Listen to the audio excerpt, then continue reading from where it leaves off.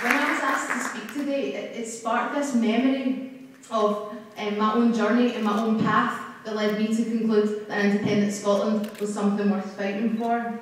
I first became politically active as part of the anti-war movement against the British and American invasion of Iraq. And after those demos and the meetings that I attended, the true nature of the British state began to show itself, a war-obsessed machine that sends young men and women from working-class backgrounds off to die without equipment, without boots, without a thought for their families or communities here or abroad. A state that sends them to fight in illegal wars for imperialist gain. Now, I know that there are other people in this room that have the same story of how during that time we became internationalists for independence. More recently, I've been involved with coalition resistance as part of the wider anti-austerity movement. And for me and many of the anti-cuts campaigners, really inspirational people that I've had the privilege to work with, who I can see here today, resistance to austerity and the fight for independence are inextricably linked. We are fighting against the very state that is implementing the most brutal cuts. We are fighting for economic democracy that can build confidence in our trade unions and in our communities.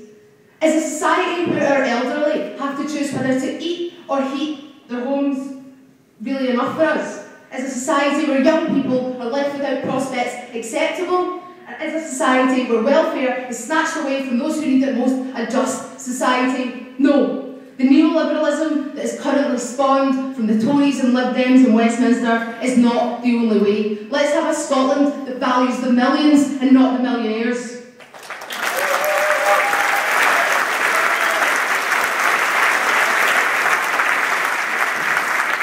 I see independence as a real chance for real change, a future for workers and a future for welfare.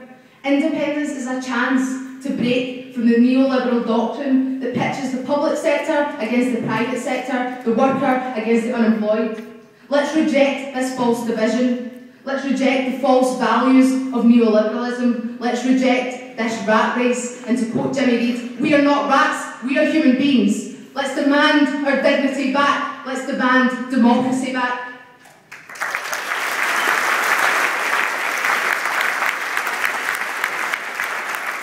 When I've been reading about independence, there's some statistics that I think are really important and really quite telling about the mood in Scotland. A majority of 16 to 24-year-olds are in favour of independence. A majority of those in the lowest income bracket are in favour of independence. Young unskilled workers are in favour of independence. Those that have been called malcontented and disenfranchised are not. We are the ones demanding change.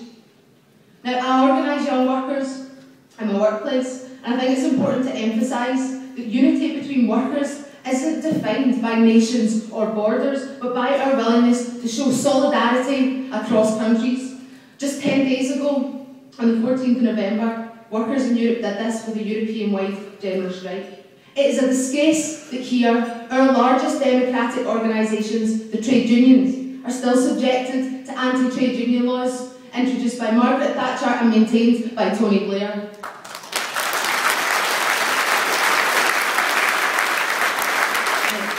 Trade unionists that I speak to are demanding that in an independent Scotland these laws are repealed so that we can show solidarity with our class across borders and undermine any government in Westminster that seeks to stop workers expressing their democratic right to strike.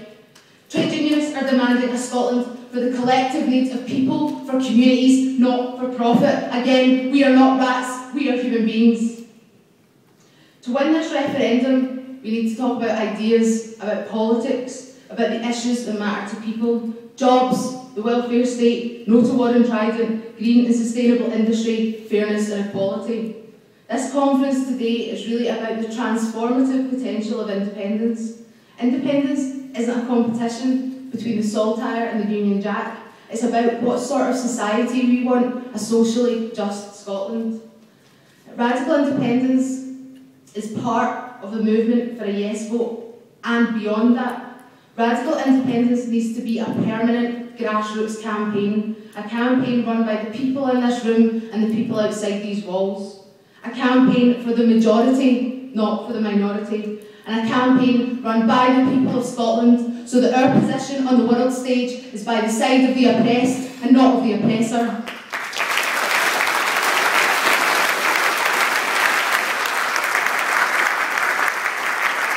With radical independence, we need to fight and organise and struggle as if, to paraphrase Alistair Gray, we live in the first days of that better world.